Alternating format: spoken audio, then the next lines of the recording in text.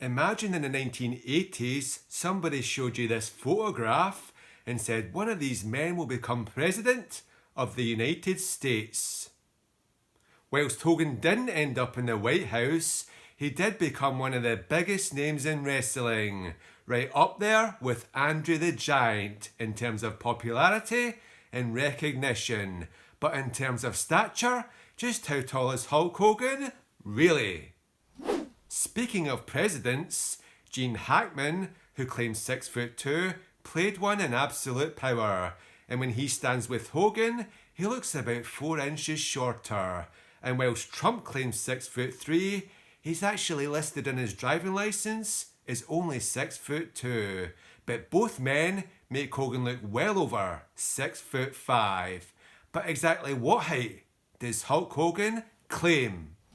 Well, he certainly doesn't claim to be as tall as the WWF used to bill him at. I mean, 6'8" is a bit of a stretch. Although if you believed Andre the Giant was 7'4", then that figure isn't so hard to believe. I mean, Sergeant Slaughter has Andre even taller, billing himself as 6'6", and Andre as a sun-blocking 7'5".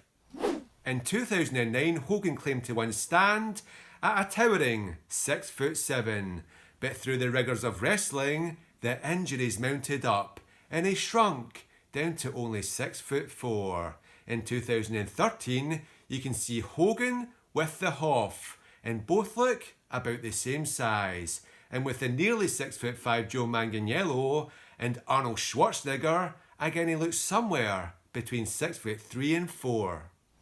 However, back in 1993, when asked how big he was, Hogan said he was only 6'6", weighed 270, and could bench press 450 pounds. And an even earlier height claim from 1985 was rather specific. In Hogan's younger years, when working out at Gold's Gym, other folk called him the Hulk because of his size. And when he stood beside Lou Ferrigno, he absolutely dwarfed him, at a height of 6'6.5", weighing 305 pounds. But nowadays, both Hulks look about the same size.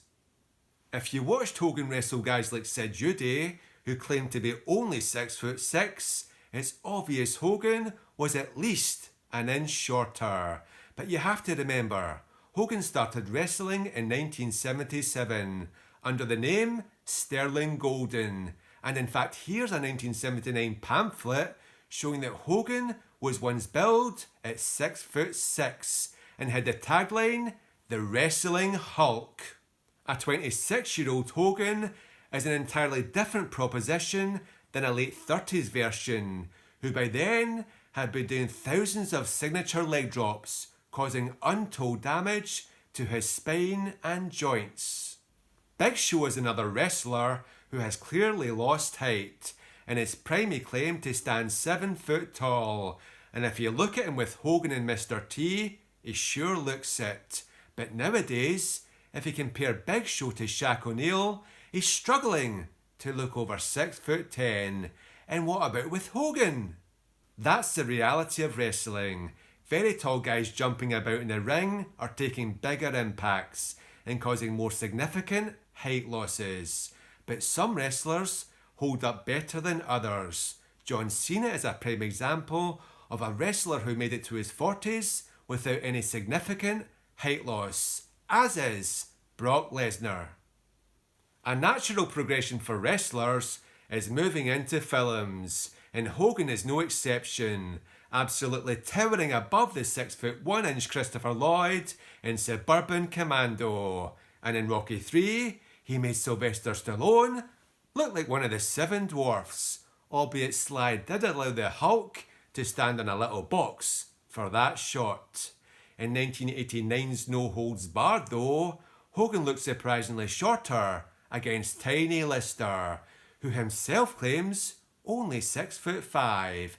But this is the movies, and whilst Hulk Hogan had normal footwear, Tiny Lister had custom boots, giving him a little advantage over the Hulk.